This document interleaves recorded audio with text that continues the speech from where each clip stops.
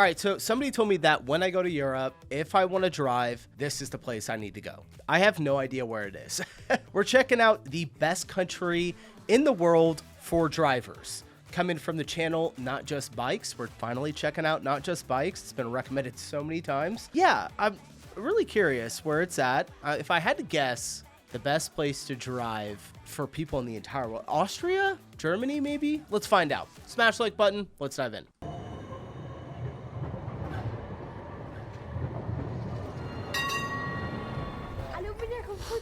The Netherlands is a great place if you don't want to drive. That's so funny. I was looking at the street and I was like, it looks like the Netherlands.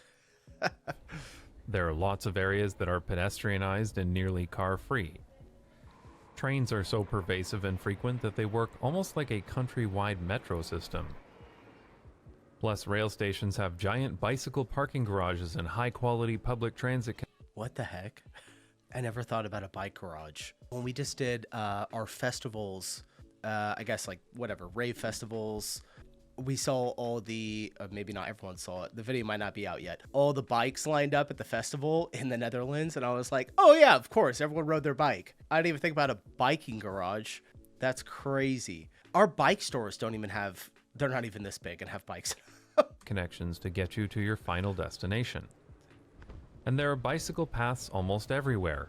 In many cases, cyclists can take the fastest and most direct route to where they're going, while drivers need to take the long way around. I get a lot of comments on this channel by people who say that they love cars and would hate to live somewhere like this. But what they don't realize is that driving is awesome in the Netherlands. Because nobody's on the road, right? This summer, I traveled to Canada to visit family, and I did a lot of driving while I was there. After almost 2 years away, it was a real shock to go from the comfortable, civilized driving experience in the Netherlands to driving in Canada. It made me appreciate how good we have it here. I'm not the only one who thinks this either. Take for example the YouTube channel Curleem, an American and self-professed car guy who lives in Amsterdam and has made several videos about how much he prefers driving in the Netherlands compared to places like Toronto or his home state of Florida. And yet, Florida is a state that is infamous for how car-centric it is, and how hostile it is for pedestrians and cyclists. It should be a great place to drive. Hostile? I'll show you Hostile. Name that movie if you know it. All right. The actual pedestrian walkability in some of the Florida cities is actually pretty good. But it's not. Further proof is available from Waze, who used to collect data from their platform to determine a driver satisfaction index each year.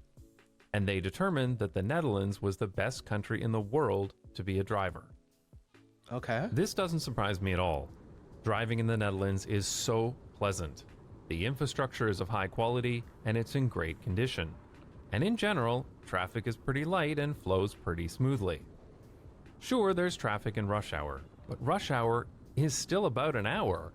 It's not a near constant traffic jam spread throughout the day like in most US and Canadian cities. Yeah, not too bad here in Tennessee where I live. The traffic, especially on the outskirts of Nashville. We were in there this last weekend in the city. Traffic wasn't really too bad. It was also the weekend, but you can get stuck in it for, 30 minutes, maybe an hour. In California, though, I've been stuck in traffic for like an hour and a half drive for 5 hours in bumper to bumper traffic. Probably longer than that. It's pretty crazy. I don't even know how people do it there. It's kind of why I left. But yeah. It's more like a traffic hagelslag, lightly sprinkled over the week. And there are clever approaches to temporary traffic conditions on the highway, such as these rush hour lanes that open when necessary, and changing speed limits based on congestion because drivers traveling slower have less space between cars and make better use of the road space. Okay. It blows my mind that driving out of town on a long weekend doesn't involve getting stuck in soul-crushing traffic, like it does in almost every other city I've lived in. You'll see lots of caravans and bicycles attached to cars, but otherwise, it's hardly any different than a regular day.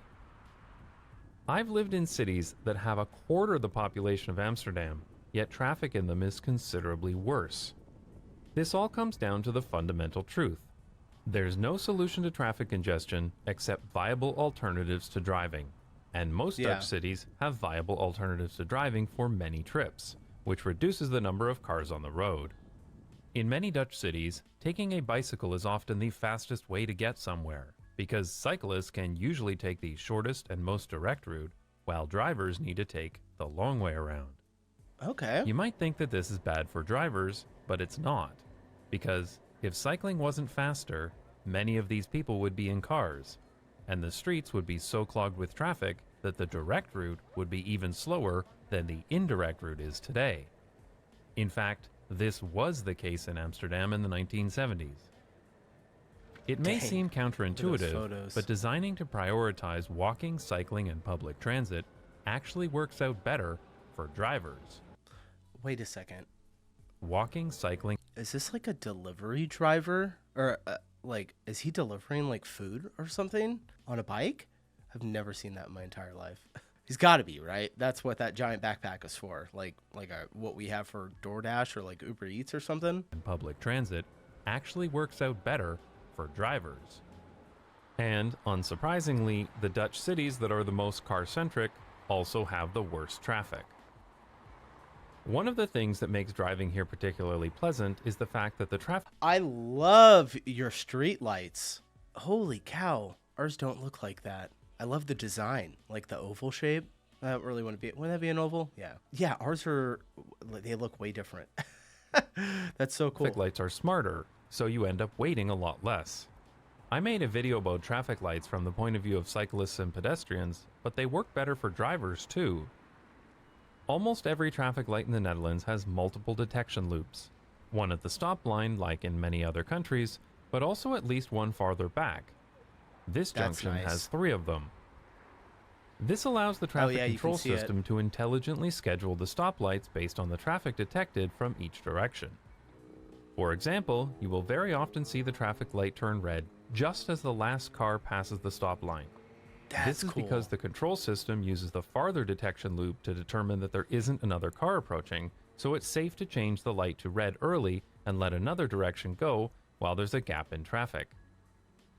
It also works to turn a light green early if I it love detects the your car roads. or bike is approaching when it's safe to stop traffic in other directions. Another difference is I know you guys don't understand how weird this is for me, but watching this car drive through this also intersection. works to turn a light green early if it detects your car or bike is approaching Or is this when a it's bike? safe This to is a stop bike. traffic Okay. in other directions. For some reason, I thought it was a car. Another difference is that, in the US and Canada, traffic lights are stupid and go all green in one direction, followed by all green in the other direction. Yeah. But here in the Netherlands, traffic lights work in multiple phases, so there are many different combinations possible for things like dedicated right turns and left turns simultaneously. This not only speeds up waiting times at traffic lights, it also makes turning much less dangerous and stressful because when you have a green arrow, you're almost always clear to turn. In particular, the left turn across traffic on a strode is one London, of the most Canada. dangerous and stressful driving maneuvers in the United States and Canada. I almost never need to perform a turn like this in the Netherlands. Oh gosh, yeah, it's the worst. when you Speaking have of to do that. stroads, there are almost none in the Netherlands, as I've talked about in previous videos. This means that when you're on a road, there are very few side streets, driveways, or crossings to slow you down. This has so many benefits that it's hard to list them all. In general, the lack of stroads keeps traffic moving smoothly and, even if the speed limit is lower, your average speed is much higher because there are fewer cars merging in and out and fewer traffic lights. Beautiful scenery. This right is something here. that Wow. people don't appreciate enough. Stroads have so many driveways and side streets that require merging into high-speed traffic that some driveways inevitably get traffic buildups from people trying to exit. The solution is to install a traffic light, which is why there are so many traffic lights in most North American cities. In the newest Strong Towns book, Confessions of a Recovering Engineer, author Chuck Marohn measured his average speed at rush hour and found that it was about 16 kilometers per hour. Actually, it was an average of less than 10 miles per hour, but I'm converting everything to metric here because imperial units are stupid. So, despite the roads having a speed limit of 50 kilometers per hour or more, his average speed was less than 16 because of all the traffic lights. Yep. And this was in a tiny town of only 14,000 people. Incidentally, 16 kilometers an hour is the average speed of a cyclist in Amsterdam. because bicycle routes are designed to avoid traffic lights and to keep cyclists moving.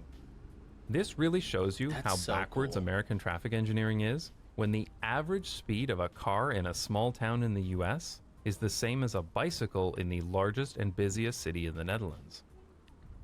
I had the same experience when driving in my hometown this summer. I was constantly sitting at red lights when I was driving simply because there are so many of them. And if there aren't traffic lights, there are stop signs. So many stop signs.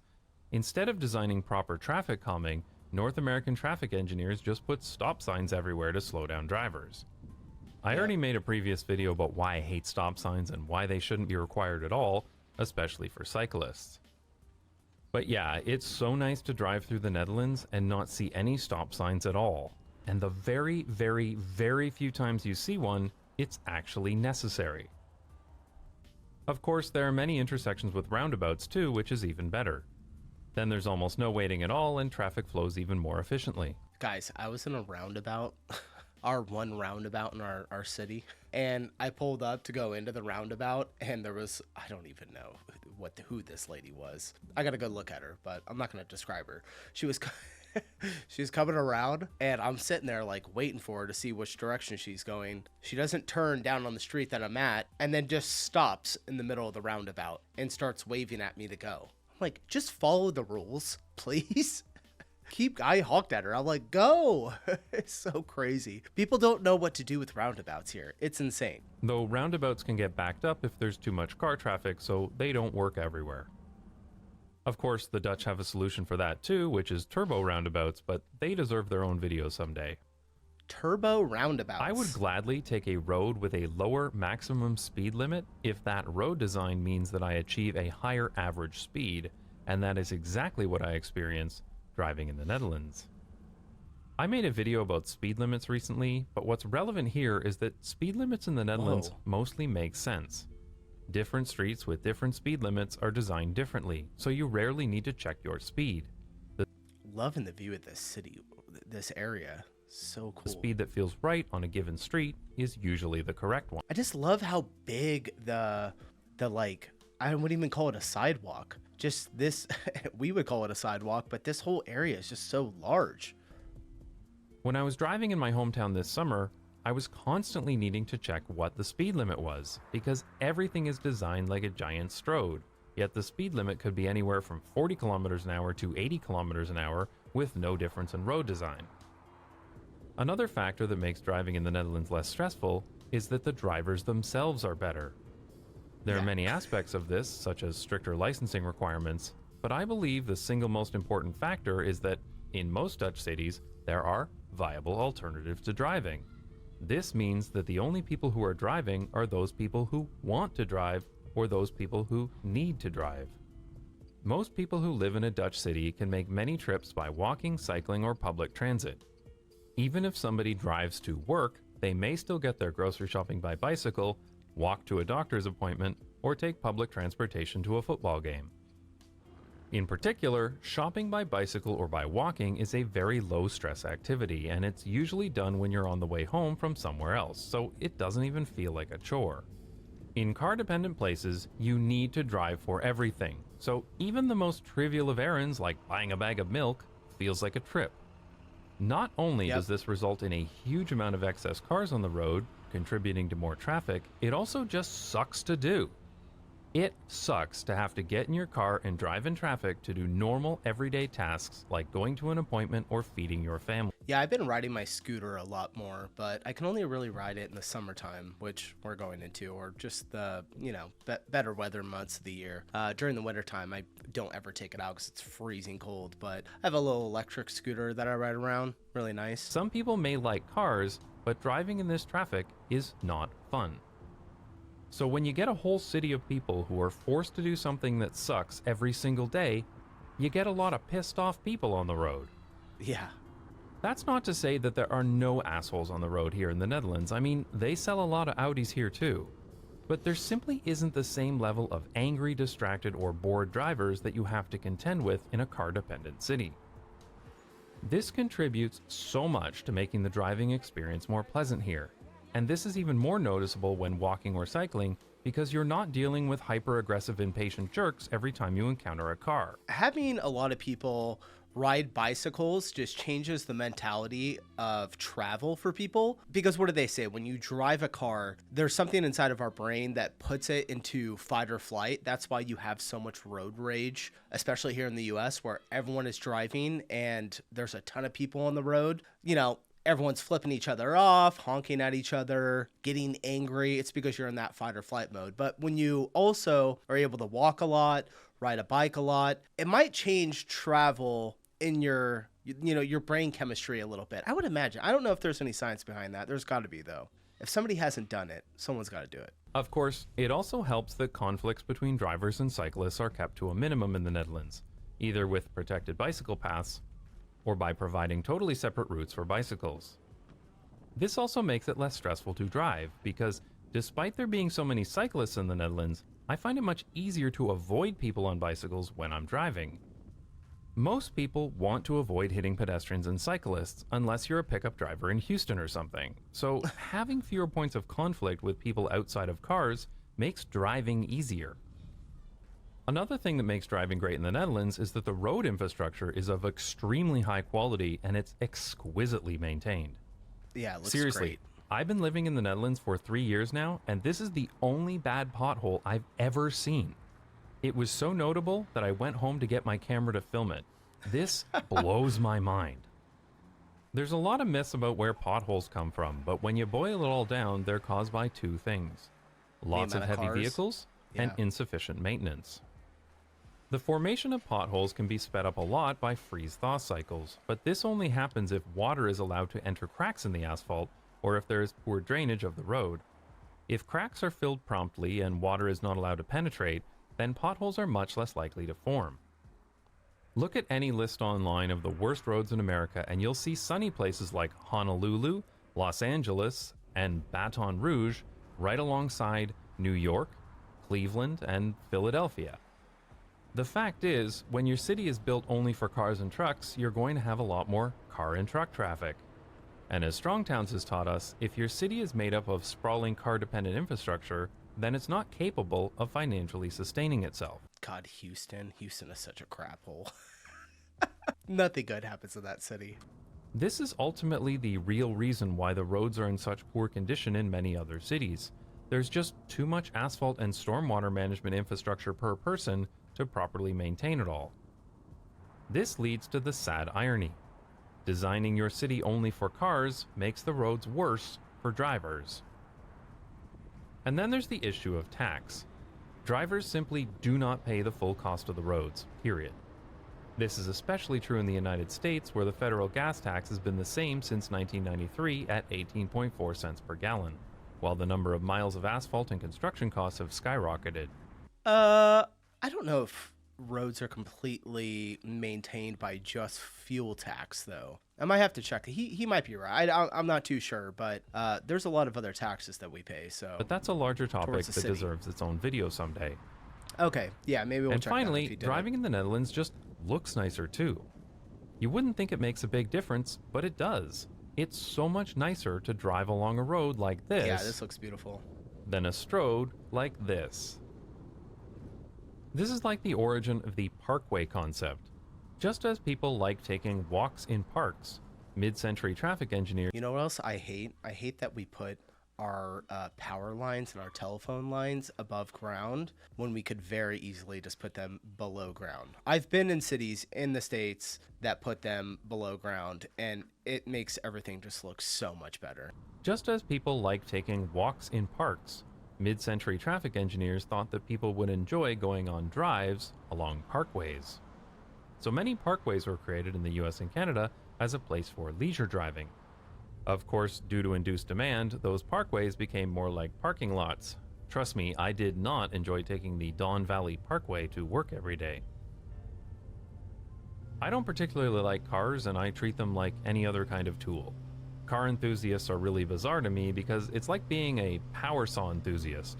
I mean, yeah, they're pretty cool, but I really don't care about them unless I need to cut some wood. Aw, dude, come on. Have you ever seen a Ferrari? What's not to love? Now, power washers, on the other hand, are something I could get into. Power So washers. if the Netherlands can make someone like me appreciate like this. driving, then it's really impressive.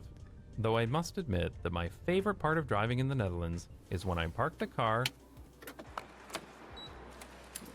and get back on my bike. There you go. Because what's even better than driving in the Netherlands is cycling here.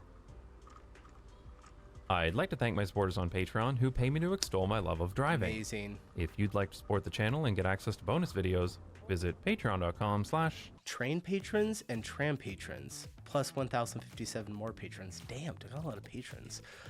Really, really fantastic, amazing video. I love this. I don't know why it took me so long to check out one of his videos, but he does a great job putting together all the information and also just covering the type of topics that really interest me. So shout out to Not Just Bikes. Let me hit the subscribe button, give him a like. Good stuff. And thank you to you all for watching me.